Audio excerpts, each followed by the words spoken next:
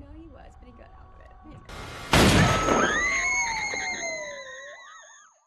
Michael Myers एक 10 साल का बच्चा जो इलिनॉइस में रहता है। उसकी लाइफ काफी मुश्किल है, घर और स्कूल दोनों जगह, क्योंकि वो बहुत शाय और अलग सा बच्चा है। ऊपर से उसकी माँ डेबरा जो एक है, उसकी वजह से भी माइकल को टेंशन होती है। माइकल को एक अजीब आदत है, वो जानवरों को मार के उन्हें काटता है और ये सब वो हैलोवीन का क्लाउन कॉस्ट्यूम पहनकर करता है। उसका लेटेस्ट शिकार उसका पेट माउस होता है। एक दिन जब माइकल अपनी अजीब हरकतें कर रहा होता है, उसकी माँ डेबरा किचन में फैमिली के लिए खाना बना रही होती है। वहीं हमें डेबरा के बॉयफ्रेंड रॉनी का भी पता चलता है, जो एक लाउड, बैड टेम्पर्ड और अग्रेसिव आदमी है। रॉनी अक्सर डेबरा की बड़ी बेटी जूडिथ और उनकी छोटी बेटी बू के बारे में रूड कमेंट्स करता है। जब भी रॉनी चीखता है, बू रोने लगती है। इसी दौरान माइकल अपना क्लाउन मास्क पहने हुए नीचे आता है और बताता है कि उसका पेट माउस मर गया। डेबरा उसे तसल्ली देती है और नया माउस लेने का वादा करती है, लेकिन ये नहीं पूछती कि माउस मरा कैसे। तब रॉनी आता है और माइकल को मास्क उतारने के लिए कहता है। जब माइकल मना करता है, रॉनी जबरदस्ती मास्क चेहरे से खींच लेता है। स्कूल में माइकल का सामना बुली वेस्ली और उसके दोस्तों से बाथरूम में होता है। वो लोग माइकल का मजाक उड़ाते हैं और उसकी माँ के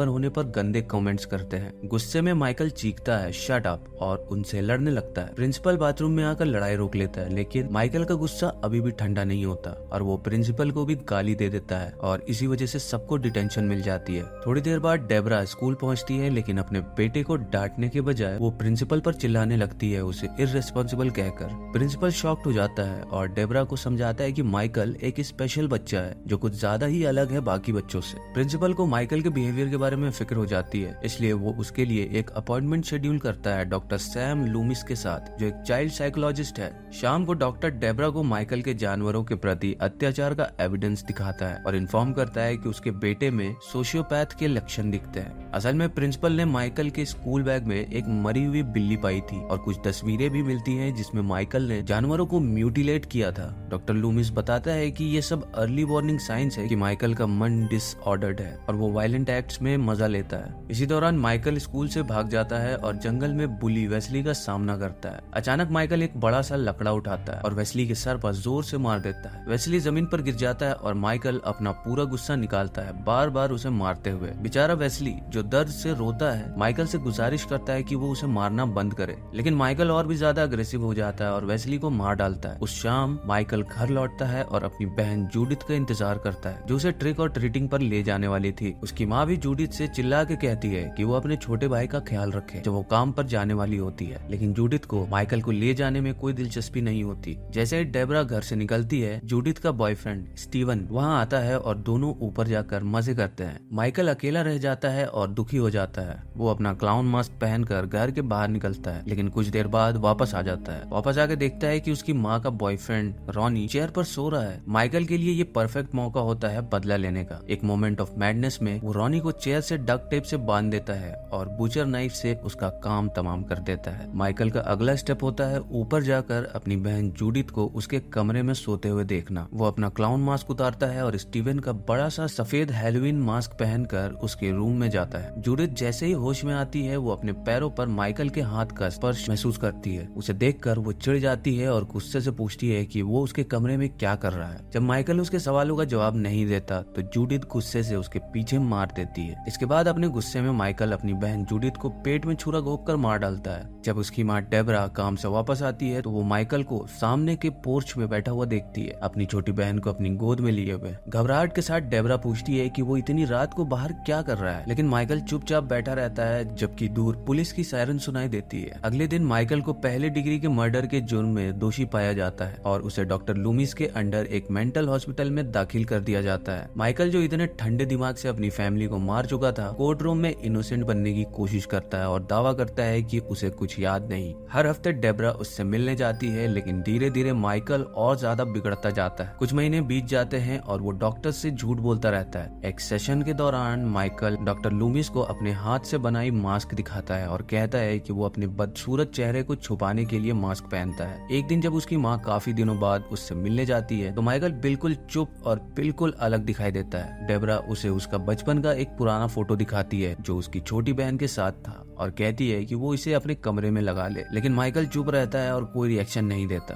अपॉइंटमेंट के बाद डॉक्टर लूमिस माइकल को एक नर्स के हवाले करता है जब डेबरा हॉस्पिटल से निकल जाती है। ये एक गलत फैसला साबित होता है क्योंकि जब माइकल और नर्स अकेले होते हैं तो माइकल अपने अंदर का पूरा गुस्सा निकाल कर नर्स को एक फोक से मार डालता है। कुछ देर बाद जब डेबरा और डॉक्टर को इस हादसे के बारे में पता चलता है तो उनकी बोलती बिल्कुल बंद हो जाती है, खासकर डेबरा जो अपने बेटे के हाथ में इतनी हिंसा देखकर टूट जाती है। उसके लिए ये एक चीज थी जब माइकल ने उसके बॉयफ्रेंड और बेटी को मार डाला था। लेकिन अब नर्स भी वापस घर जाकर डेबरा माइकल के बचपन की पुरानी होम वीडियोस देखती है जब वो एक सीधा साधा बच्चा था। वो पुराने दिनों को याद करके आंसू बहाती है और सोचती है कि क्या वो एक बुरी माँ थी। एंड में अपने दर्द को और न झेलते हुए डेबरा एक भयानक फैसला करती है, वो अपनी जान दे देती है। फिर फिल्म 15 साल आगे बढ़ जाती है। अब माइकल एक विशाल पुरुष बन चुका था, लेकिन वो अब भी सैनिटेरियम में बंद है। उसने अपने आखिरी मर्डर के बाद एक शब्द भी नहीं बोला और अपना ज्यादा समय मास्क बनाने में बिताता था। डॉक्टर लूमिस भी उसकी ट्रीटमेंट छोड़ चुका है और एक बेस्ट सेलिंग किताब लिख चुका है जिसमें वो माइकल को अनरिडीमेबल ईवल का टैग दे चुका है। एक रात माइकल अपना मास्क बनाने में व्यस्त होता है जब 2 जैनिटर्स उसके सेल में आते हैं और एक महिला के साथ गलत काम करने लगते हैं। माइकल बिल्कुल भी रिएक्ट नहीं करता और अपने काम में लगा रहता है, लेकिन जैसे ही जैनिटर अपना काम खत्म करते हैं माइकल उठकर एक को पकड़ता है और उसे टेबल पर जोर से दे मारता है। फिर दूसरे जैनिटर के पास जाकर उसका भी बुरा हाल करता है। उसका सर बार बार दीवार से टकराता है। ये सब देखकर कमीशन गार्ड इस्माइल को अलर्ट करती है जो माइकल का बचपन से ध्यान रखता आया है। थोड़ी देर बाद इस्माइल सेल ब्लॉक में पहुंचता है और देखता है कि 2 खूनी लाशें जमीन पर पड़ी हैं। वो जैसे ही माइकल को देखता है इस्माइल तुरंत समझ जाता है कि क्या हुआ है। वो माइकल को वापस उसके सेल में ले जाने की कोशिश करता है, लेकिन माइकल उसे बड़ी बेरहमी से सजा देता है और उसका काम एक टीवी सेट से तमाम कर देता है। इसके बाद माइकल असाइलम से भाग जाता है और अगले सीन में माइकल एक ट्रक स्टॉप पर पहुंचता है और एक ड्राइवर से लड़ाई कर लेता है। वो ड्राइवर का सर बार बार दीवार पर मारकर उसे मार डालता है। माइकल फिर ड्राइवर की सारी चीजें चुरा लेता है और अपनी पुरानी चीजों को वहीं छोड़ देता है। अगले दिन सुबह जो कि एक हैलोवीन का दिन होता है, माइकल अपने पुराने घर हैडनफील्ड लौटता है। ये वही घर है जो उसकी माँ की मौत के बाद से खाली पड़ा है। वहाँ पहुंचकर माइकल अपना फेवरेट बुचर नाइफ और मास्क वापस लेता है। इसी दौरान हमें लोरी स्ट्रोड से मिलवाया जाता है जो एक एक्सेम्पलरी कॉलेज स्टूडेंट है हैडनफील्ड की। एक दिन उसका फादर जो एक रियल एस्टेट एजेंट है उसे कुछ पेपर्स माइकल के पुराने घर पर ड्रॉप करने के लिए कहता है। उसका फादर माइकल के पुराने घर को बेचने की कोशिश कर रहा है जो अब हॉन्टेड माना जाता है। जैसे ही लोरी वहाँ पेपर्स ड्रॉप करके वापस जाती है माइकल उसे देख लेता है और क्यूरियस हो जाता है। वो उसका पीछा करता है और उसे कॉलेज तक स्टॉक करता है। यहाँ हम देखते हैं लोरी अक्सर अलोन होती है और अपना ज्यादा वक्त पड़ोसी के 10 साल के बच्चे को बेबी सिट करते हुए बिताती है। इसके कॉन्ट्रास्ट में उसकी बेस्ट फ्रेंड्स लिंडा और एनी स्कूल में काफी पॉपुलर और सबकी चहेती है। रात को एनी लोरी को अपने बच्चे जेम्स का ध्यान रखने के लिए मना लेती है ताकि वो और उसका बॉयफ्रेंड थोड़ा मजा कर सके। वहीं लिंडा अपने बॉयफ्रेंड के साथ माइकल के पुराने घर में पार्टी मनाने जाती है। माइकल जो पहले से वहाँ मौजूद है उन्हें देख रहा होता है। जब लिंडा का बॉयफ्रेंड बाहर जाता है अपनी जरूरत पूरी करने तो माइकल उस पे हमला कर देता है और उसका काम तमाम कर देता है। माइकल फिर लिंडा को भी मार देता है। इसके बाद माइकल लोरी के घर जाकर रुकता है जहाँ वो उसके पेरेंट्स को भी मार डालता है जैसा कि वो हमेशा ही करता है। जैसे ही लोरी अपने बेबी सिटिंग जॉब के लिए निकलती है माइकल का डर का राज यही नहीं रुकता। वो सीधा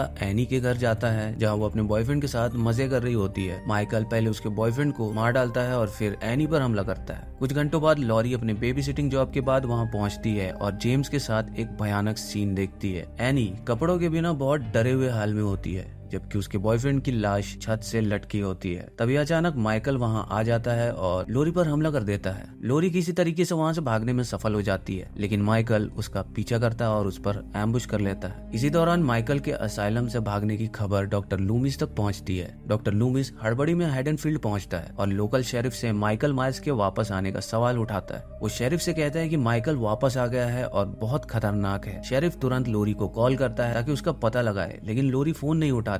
थोड़ी तलाशी के बाद सच्चाई सामने आती है। लोरी माइकल की छोटी बहन है जिसे डेबरा की सुसाइड के बाद अडॉप्ट किया गया था। डॉक्टर लूमिस को समझ आता है कि माइकल इस सच से वाकिफ है और इसी वजह से वो लोरी के पीछे पड़ा हुआ है क्योंकि वो उसकी अगली शिकार हो सकती है। डॉक्टर इसके बाद माइकल के पुराने घर मायर्स रेसिडेंस पर जाते हैं। लोरी अब भी जिंदा होती है लेकिन माइकल ने उसे बंदी बना रखा है। माइकल अपना छुरा नीचे गिराता है और लोरी को उन दोनों के बचपन का एक तस्वीर दिखाता है, लेकिन लोरी को कुछ याद नहीं आता क्योंकि जब ये तस्वीर ली गई थी वो सिर्फ एक नन्ही सी बच्ची थी। जब माइकल ध्यान नहीं देता, लोरी उस पर हमला करती है और उसके गले में छुरा घुसा देती है और फिर से भाग जाती है, लेकिन माइकल को इतना आसान नहीं होता। माइकल अपनी बहन का पीछा करता है और एक खाली स्विमिंग पूल में उसे पकड़ लेता है। खुशकिस्मती से डॉक्टर सही वक्त पर वहाँ आ जाता है और माइकल को रोकने की कोशिश करता है, लेकिन माइकल नहीं रुकता। डॉक्टर उस पर गोलियां चलाकर उसके पीछे काफी बार मार देता है। उसके बाद डॉक्टर और लोरी भागने की कोशिश करते हैं, लेकिन माइकल फिर से उठ जाता है और विंडशील्ड को तोड़कर लोरी को गाड़ी से बाहर खींच लेता है। माइकल लोरी को मारने ही वाला होता है जब डॉक्टर उसे छोड़ देने की भीख मांगता है। हैरानी की बात यह है कि माइकल लोरी को छोड़ देता है, लेकिन अगले पल डॉक्टर को पकड़ लेता है और उसके आंखों में उंगलियां घुसाकर उसे मार डालता है। लोरी एक पास रखी बंदूक उठाती है और ऊपर भाग जाती है। माइकल भी उसका पीछा करता है और बैल्कनी पर उसे घेर लेता है। फिर माइकल लोरी को विंडो के थ्रू नीचे फेंकता है और दोनों रेलिंग के नीचे गिर जाते हैं। थोड़ी देर बाद लोरी होश में आती है और माइकल के बेहोश शरीर के ऊपर होती है। वो उस पर बंदूक से गोली चलाती है, लेकिन माइकल अचानक उठकर उसका हाथ पकड़ लेता है। इसके बावजूद लोरी डरती नहीं और उस पर गोलियां चला देती है। मूवी यहाँ खत्म होती है जब लोरी जो माइकल के खून में लथपथ होती है जोर जोर से चीखती है। माइकल मायर्स आखिरकार मर ही गया और ये मूवी यहीं पर खत्म हो जाती है।